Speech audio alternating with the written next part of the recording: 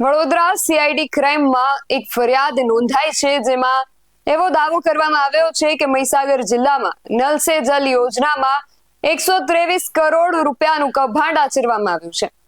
આ પહેલા મનરેગા જેવી કેટલી યોજનાઓમાં કૌભાંડની ફરિયાદો થઈ છે, પરંતુ ગુજરાતમાં આ યોજના હેઠળની આ પ્રથમ ફરિયાદ છે. શું છે સમગ્ર વિગત જાણીએ અહેવાલમાં. જય હિન્દ. BSI TV ન્યૂઝ પર આપની સાથે હું છું નિધિ ગઢવી.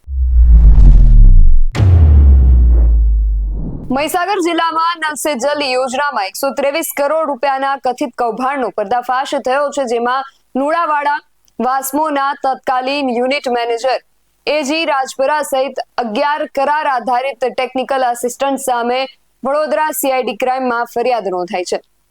ગુજરાતમાં આ યોજના હેઠળની આ પ્રથમ ફરિયાદ છે. થયું કંઈક એવું છે કે 2019 થી 2023 દરમિયાન એજન્સીઓ સાથે મળીને ખોટા બિલો અને દસ્તાવેજો બનાવીને સરકારના 123 કરોડ રૂપિયાનું નુકસાન કર્યાનો આરોપ છે. અને આરોપ તો એવો પણ છે કે આટલું મોટું કૌભાંડ વાસ્મોના અધિકારીઓ અને એજન્સી સંચાલકો વચ્ચેની મિલીભગત વગર શક્ય નથી, માટે તેને લઈને પણ હવે પ્રશ્નો ઊભા થયા છે. આ ફરિયાદમાં એવો દાવો કરવામાં આવ્યો છે કે આરોપીઓએ કાયદેસરની એજન્સીઓને કામ ન આપીને પોતાના મળતિયાઓને આર્થિક લાભ પહોંચાડ્યો હતો. જો આરોપો સાચા સિદ્ધ થાય છે તો પછી આ ઘટના સરકારી યોજનાઓના પૈસાનો દુરુપયોગ સ્પષ્ટપણે દર્શાવે છે. જે રીતે અમને માહિતી મળી રહી છે એ મુજબ વાત કરું તો મહીસાગરના 620 ગામોમાં પીવાના પાણીની પાઇપલાઇન અને કુવા જેવી સુવિધાઓ માટે ફાળવેલા નાણાંની ઉચાપત કરવામાં આવી છે. ડિસેમ્બર 2024માં રાજ્યના 3 મંત્રીઓએ તપાસ કરી હોવા છતાં અત્યાર સુધી ઇજારદાર કૌભાંડકારીઓ સામે કોઈ આખરી કાર્યવાહી નથી થઈ.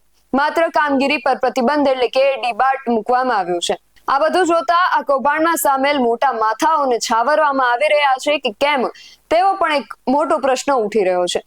જે માહિતી મળી રહી છે એ અનુસાર આ કૌભાંડમાં પાણી પુરવઠા અને ગટર વ્યવસ્થા બોર્ડની વિજિલન્સ તપાસ બાદ યુનિટ મેનેજર સહિત 7ને સસ્પેન્ડ કરાયા હતા. 22મી જૂને ફરિયાદ નોંધાયા બાદ 111 ડિબાર્ડ કરાયેલી એજન્સીઓમાં પણ ફફડાટ છે.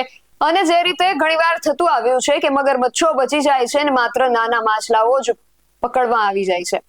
માટે હવે જોવું એ રહ્યું કે ખરેખર મોટા માથાઓ સામે કાર્યવાહી થશે કે માત્ર નાના માછલાઓ જ પકડાશે.